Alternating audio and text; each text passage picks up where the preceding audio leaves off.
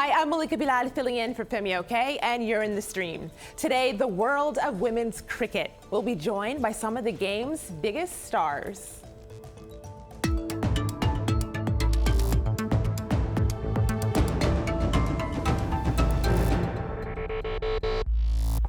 Our digital producer, Omar Madar, is here, and he's looking out for your feedback, which is great because Omar and I aren't the biggest experts on cricket, but we know some of you at home are.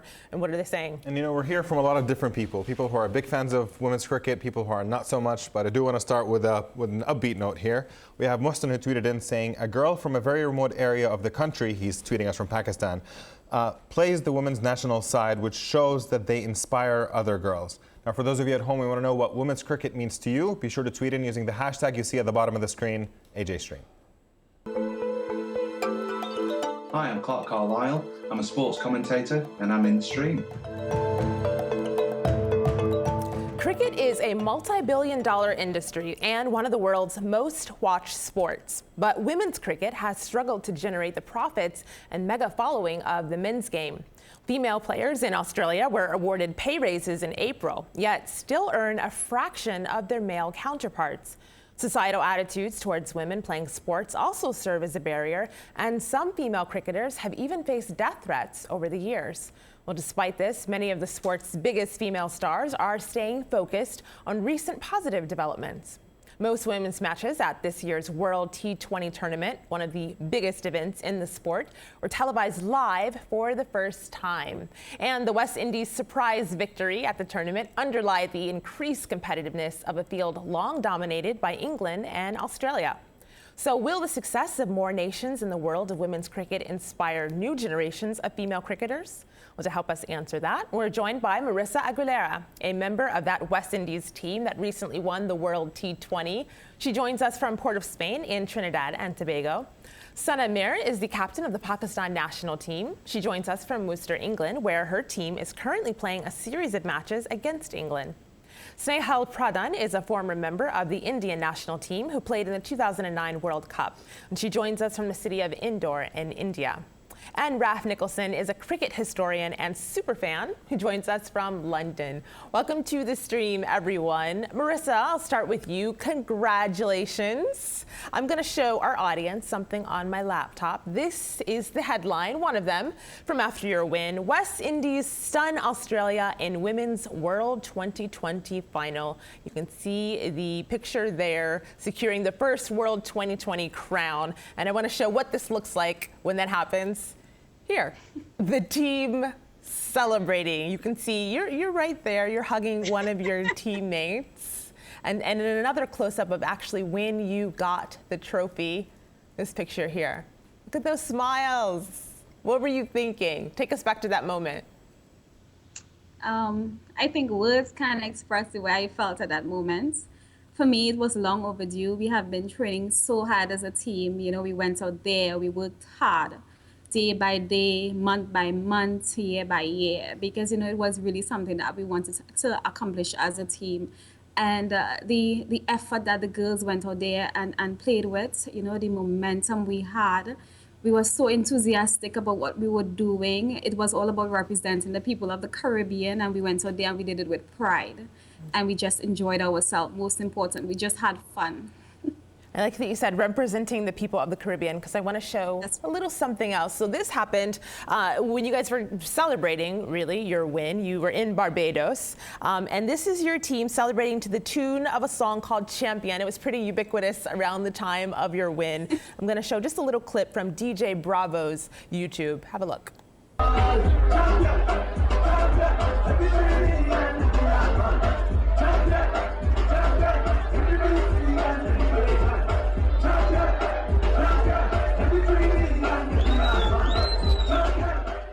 It's making me want to dance a little bit. But did you see all the people there? Were those cricket fans before the win, or these bandwagon jumpers? What kind of reaction? No.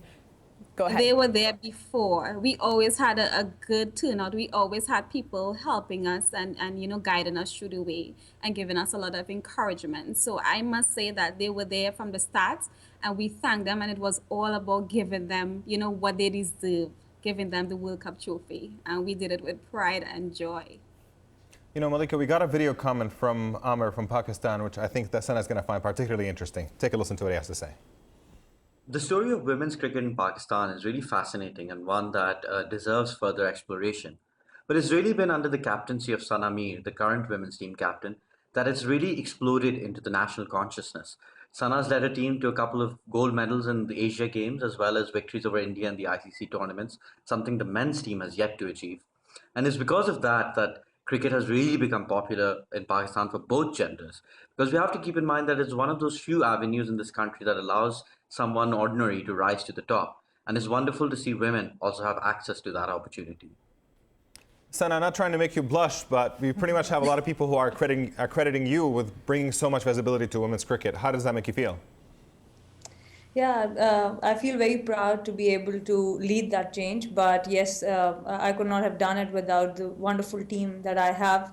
I think this team has made a lot of progress in the last 10 years. We have started very slowly when in 2005 when we were at number 11, and then we have reached up to number 5. And yes, the major wins that Emma was talking about, and those have definitely given a lot of confidence to girls. And the tweet you mentioned in the program earlier, there are girls from all areas of Pakistan, whether they are villages, cities. So it gives us a lot of confidence, and it makes us very proud that we are able to inspire other girls. So Sana, you've come a long way. I want to show this picture of you in action on my screen here at BAT. How did you get to where you are now? How did you get started? I basically started playing cricket with my elder brother, who is also my first coach, and we used to play on the streets with his friends. So I used to play with bigger boys, and basically that was it. There was no women's cricket in schools or colleges. So I used to play on the streets with him, with my cousins, and on every get-together, most of the girls were indoors watching movies and playing with dolls, and I was the only one playing with the boys outside. So that's how I just continued playing, and then there were trials held by PCB in 2005, and that's when I got my break into the Pakistan team. Sneha, can you relate to that? And the starting out and kind of playing with other people and that family members who are kind of helping you increase that interest in the game? Absolutely. Actually, I was the only one in my family who was interested in sports. So I would generally find myself playing with the boys in school. But it was my grandmother who pushed me into sports to take it up on a more serious level. After dabbling in all sports, I decided that cricket is really what I'm most interested in. And then it just took over my entire life at one point. It took over your life? How so? Can you explain how that interest turned into a career? It was a slow progress. Initially, there were times where I would be cycling 20-25 minutes one way, 4 times a day to get to training, sleeping in between, getting to school, getting lessons that I had to cover up because I missed a lot of school for tournaments. And then after college, I got this opportunity to join Western Railway. Indian Railways is one of the biggest employers in India of sportspersons in general, and almost the exclusive employers of cricketers, female cricketers. So I got a break with them and I joined them, and it became a semi-professional thing where I work half day in the office and get the rest of the day off to train, as well as special leave for tournaments. I'm sorry, that's amazing. So your job gave you half a day off so that you could go play cricket. Is that right?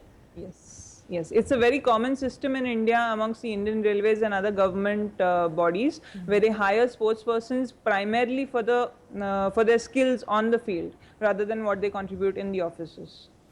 So we're hearing from some people from our online community who aren't necessarily the biggest fans of women's cricket. We have Shama over here who says, I watch cricket, but only when the men's team play. The women's teams don't give the same thrill and excitement. And we have Hasib here echoing that sentiment, saying, I don't, as it is still in a stage of development, and therefore there is less of a thrill.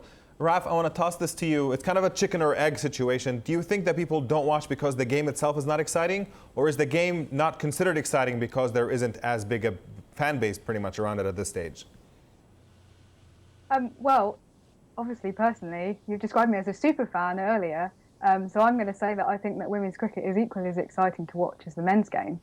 I think maybe there's a perception that it's not maybe as exciting because people are obsessed with sort of 2020 cricket, which is just a shorter form of the game.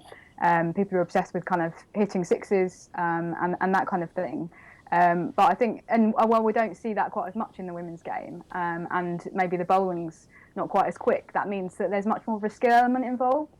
So I think for kind of a true cricket fan, it actually can be more interesting to watch. You know, Marissa, you didn't look very impressed with that tweet. What were you thinking as Omar was reading it out? I think that most of the time, you know, when people think about women playing cricket, you know, they tend to take something else in consideration, probably thinking that, you know, we should not be playing cricket.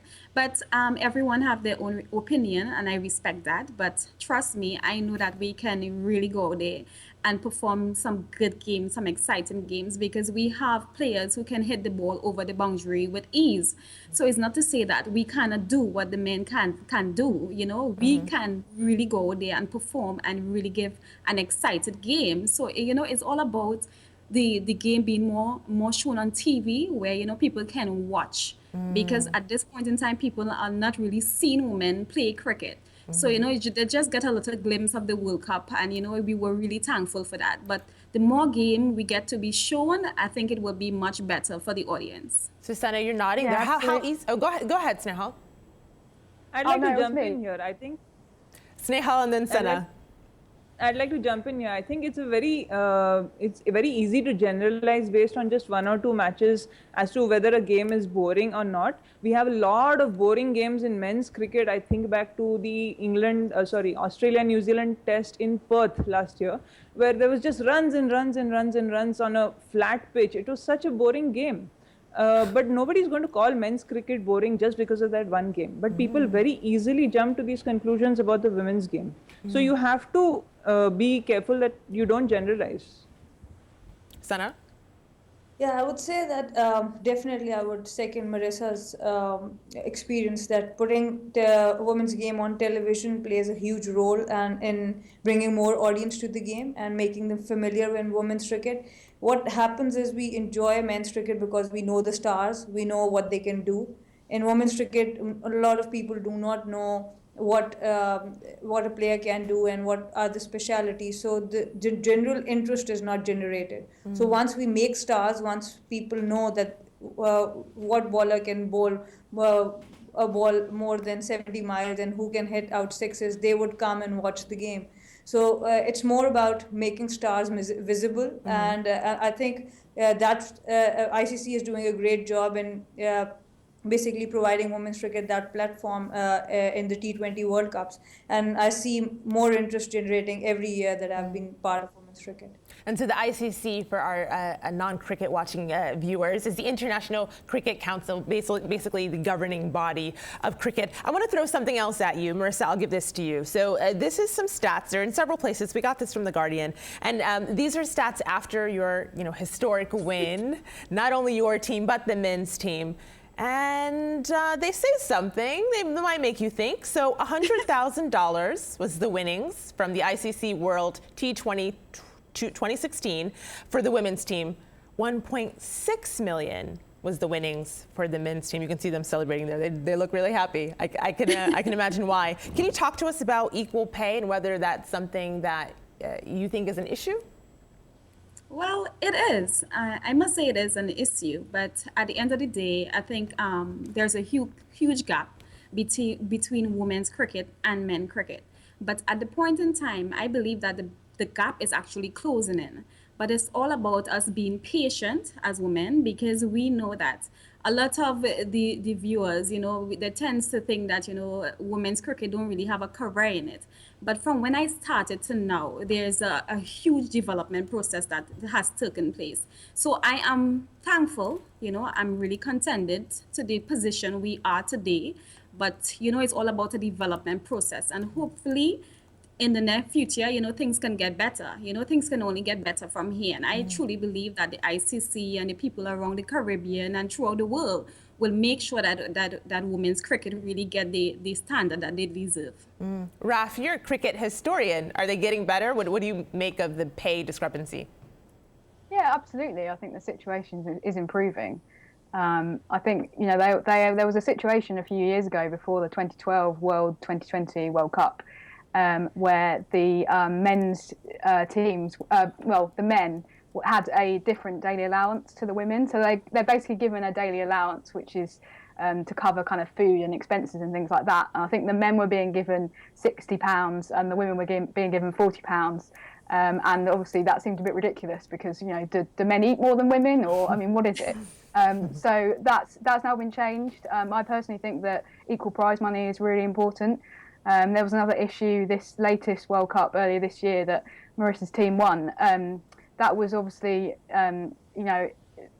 discrepancy in prize money, but also the men's teams are being flown out to these tournaments in business class, and the women's teams are being flown out in economy class, and that just doesn't seem right to me. If you're going to pay for your national team to fly to a tournament, then you should be doing it in with equal travel arrangements. So that would be my view. So we have people online who also find that to be unfair, but they basically say, like Shelley, for example, over here, Shelley Lane, who says, I do think it's unfair that women get paid less, but isn't it about revenue? For example, men's soccer, they fill stadiums when playing, but that's not the case with women's soccer. Sana, I'll toss this to you. Do you think that it's really up to the governing bodies to make sure that women are treated the same, or is it legitimate to say that we should wait until women's cricket is as popular before they can actually demand equal pay? Actually, it's a bit of both. There are things that we should wait to develop, and there are things that need attention very quickly. So it's a bit of both. But I would again say that I would second Marissa in this one as well, because we have seen the progress of women's cricket. We have seen from where it has started. So I also believe in evolution than revolution. So it definitely it's building up. It's getting better. But we definitely need like the travel arrangements, because I would say that needs to be quickly fixed, because the kind of travel and then the kind of hectic routines players go into, I think the comfort needs to be there. And talking about that evolution, Snehal, you come from a good vantage point because you were an international cricketer, and now you're kind of looking at it from afar, bird's eye view as a journalist. I want to share one thing that some have hailed as a step in the right direction. This is a headline we saw not too long ago. Permission to play in foreign leagues, big step for Indian women cricketers. Explain to us why that's a big deal.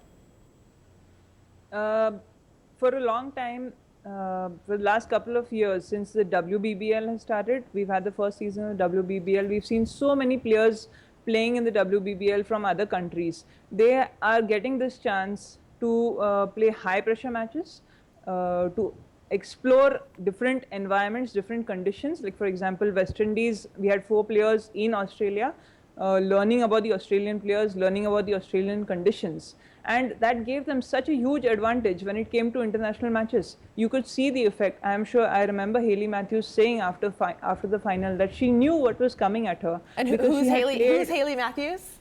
Sorry, Hayley Matthews was an 18-year-old who scored, an 18-year-old who scored a half century, a winning half century in the final, and she was the player of the match. And she knew what was coming at her because she had played the Australians in the WBBL.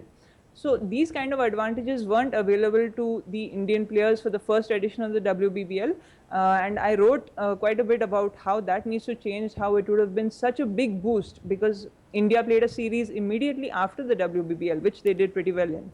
But going into a World T20, other nations who had players in the WBBL had a big advantage. So now India can also send players to the WBBL. It's a huge step, because it will level the playing field to a great extent. And for our audience, I hear you, but I just want to explain WBBL, the Women's Big Bash League, basically Australia's domestic league. Our cricketers are smiling at me, but I know there's some people out there who have no idea what the WBBL is. Raf, I hear you, but I know Omar has just been dying to get in with something. Omar, do you want to go? Actually, we can let Raf go first, and I'll pick up from there. I just wanted to ask Sana really whether she thinks whether she'd like an opportunity to play in these overseas leagues, whether she thinks that it would be important for her and some of the players in her team to get the chance, because we haven't seen any Pakistani players in the Women's Big Bash League. or in we're not going to see any in the forthcoming Super League, which is the kind of English edition. More than any other country, I think Pakistan needs it the most because we do not have international cricket happening in Pakistan. So a lot of players do not get those pressure matches, those high intensity games. Like we have just when we came to England, so we had only one day for practice game and one 125 over game we played with the England squad and the one we played with the development squad. So our reserve players don't also get those kind of pressure games. So I think from all other countries, it's very important that Pakistan is included in such leagues because Pakistan, everyone has seen that we can be a team that can surprise big teams at any day, at a good day. And to give us that opportunity, I truly support that, and I truly say that it should be given. So we have a question here from our online community. We have Dan who asks, how do you think women's cricket will take off? Will it take off in as many countries as men's has so far? Marissa, just looking forward, do you see it actually getting eventually as big? Definitely. I mean, from where I started off to now, I think is a huge difference. And I mean, it's all about developing, as I said earlier. And once you actually see the difference from where you started off to now, there is a huge difference. And I think once you continue along that line, and the people who is involved in really advertising and getting women's cricket out there, promoting the sports, because that is very much important to promote the sports. And I think once we get that out there, I think we will just continue to get better and better. Well, I'm going to do a little promoting of the sport right here because there's a game you can watch next week. I'm pulling up on my tab here. This is the series that Sana is in. The third game will be coming up. This is one of the headlines we saw. Record-breaking England thrash Pakistan. So, of course, can't feel that great. You're coming off of a couple of losses and you have one more chance, another game. What is it like then to lead your team as captain? What do you tell them to kind of get them geared up for that next game? Look, we have been in position a lot, and we are a team that is improving. And what happens is when you play big teams at home conditions, and because most of the warm-up games were rained off, so this can happen. This can happen to any team, and one match is not going to define who we are. So that's what my girls know. They believe in themselves. They have played really good cricket in the past 2-3 years. So we are going to bounce back. Again, I would say that we have not been able to get those opportunities to know the bowlers very well. We mostly play England and bigger teams like that in World Cups. That is the only time we play them. But last time, like 3 years back, when we came to England and we played 4 games, 2 one-days and 2 T20s. So in the fourth match, we were able to beat England.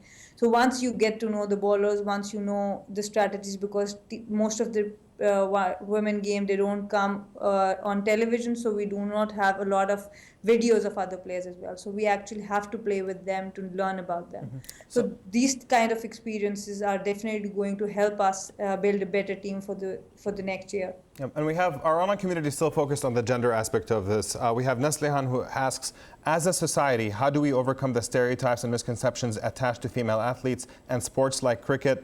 Snehal, just beyond what people in cricket can do, what do you want to see the rest of society do in terms of government or media? What role can they play here? Well, as far as society goes, I think it starts at home. How do you view your sisters, your daughters? Will you stop them going outdoor to play because they are girls? As far as government and media can do, media has a huge role to play because it portrays some things that, especially about these pay discrepancies, it sometimes demonizes the women's game because, comparing the skill levels, but you can't compare the skill levels. Have you ever heard the tennis media comparing Serena Williams' serve with Andy Roddick's serve? You have to view the two skill sets differently, and you have to respect and admire them for what they are. And you have to, that is a big role that the media should play. You have to realize that these are different aspects within the same game of cricket, and you have to promote both, keeping that in mind. Marissa, I see you nodding there. We are going to get your thoughts on that in the post show. We're taking all of our cricketers to the post show. You can join us there, stream.aljazeera.com. Thanks to Marissa, Sana, Snehal, and Raf. We'll see you there.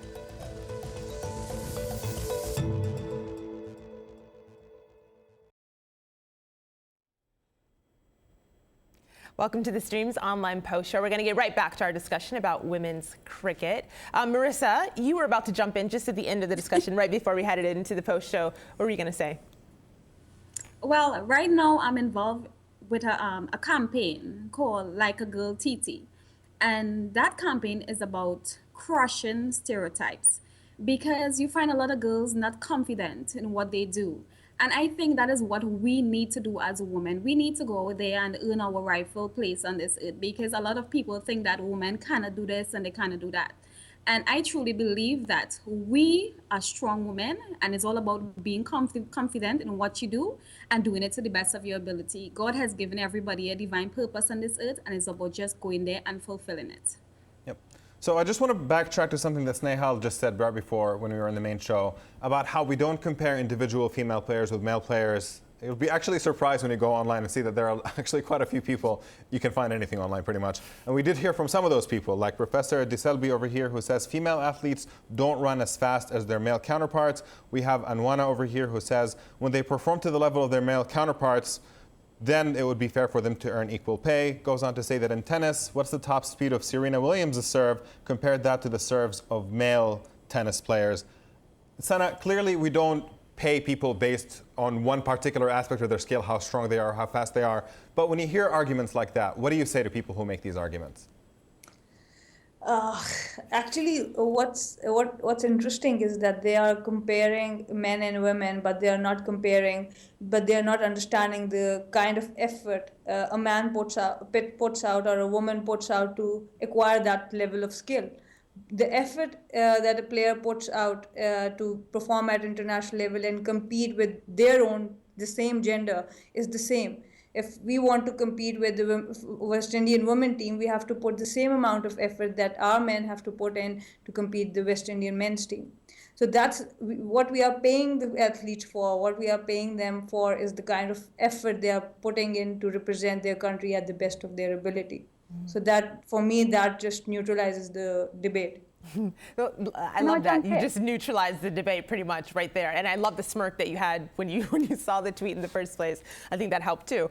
Raf, you wanted to come in?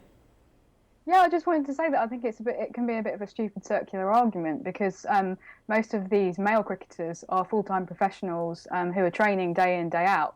We're only very recently seeing professionalism come into the women's game. Obviously, that's going to take a while to have an impact, but a lot of international players around the world are still having to juggle cricket with other jobs. And so obviously, if you're going to then compare the skills of the game that are on display, if you've got men who are able to train to devote 24/7 to cricket and you've got women who are not able to do that, then that's going to create disparity. So what you really need is the investment first, and then we're going to start to see more competitive games. Right on that point of juggling basically their sports with their work, we did get a video comment from Abba in Boston. Let's check it out. A lot of female cricketers have to have day jobs to supplement their income since the wage gap between men's and women's sports is so large. Have you ever felt like you've had to sacrifice career choices in order to accommodate for your training and touring schedule or vice versa? Sana, what do you think? Can you comment on that? Just essentially what it was like for you to try to balance these two things? I used to love science as a student, and I actually gave up my engineering degree just to be a cricketer, because at that point I was not even selected in the team. I just wanted to play, and the university I was studying in had a semester system, so I could not miss classes. So I actually know how stressful and how difficult a decision that can be. It was not easy at that moment when I did not see a career in cricket. I surely knew that this is not something that I can earn money from. This is something that I'm doing for my passion. But luckily, after 4 or 5 years, contracts came in, and I was able to kind of make it a semi-career for me. But yes, this has happened, and I'm very glad that now everyone is taking women's cricket more seriously than they have been in the past. So yeah, things are getting better. Snehal, you know, I'm pulling up this picture here of when this is you in action, when you were a cricketer. What do you make of the idea of there not being enough sponsorship to then make sure that female cricketers don't have to have a second side job? I think it comes back to where you put the money in the game. If it's invested in grassroots, you'll have a lot of girls playing cricket, and that will create a demand for jobs. You see, if companies note, you know, there's so many girls playing cricket, we can start a team of our own and compete in inter-company tournaments. They have incentive to then employ cricketers. So for that to happen, organizations need to put money into their grassroots and really spread the game, really have a wide base. We've already got infrastructure that exists for the men, just have to attract the women to the same infrastructure. That will create jobs. Make it sound so easy, Snehal. Sana, I want to give you the last word here since you are in action as we speak, you know, in the middle of this series, as we mentioned. If there's a young girl out there who's watching today's show, because as you mentioned, people don't see enough female cricketers on television talking about the sport, talking about their work, what would you tell her? What advice would you give her if she was sort of interested but didn't know what to do with that interest? Actually, it's not going to be easy. Nothing in life is easy, but if you're passionate about it, it's going to be worth it. Wearing a jersey with the Pakistan, with your country's logo on it, star on it, it's one of the best feelings you can get. So we all work for excellence. We all work for our passion, and it's at the end of the day, that's something that satisfies you as a person. So just work hard and don't believe in shortcuts. That's all I would like to say. I like that, though. Everyone likes a shortcut, but it's realistic words from our guest, Sana Mir. I want to thank all of our guests today, Sana Mir, Marissa Aguilera, Snehal Pradhan, and Raf Nicholson. And of course, thanks to our community. Last word. I'll leave you the last word from Anaga from India, who basically has a comprehensive recipe on how to fix everything. She says, first, women's cricket needs to be made mainstream, encouraging more girls to play, get more people interested, better infrastructure, facilities, which will help result in better quality players and games, more viewership and interest, and therefore more money. It's a long list. It's a long list of things, but it can be done, right? Totally. Thanks again. This conversation will continue online. We'll see you there. #AJStream.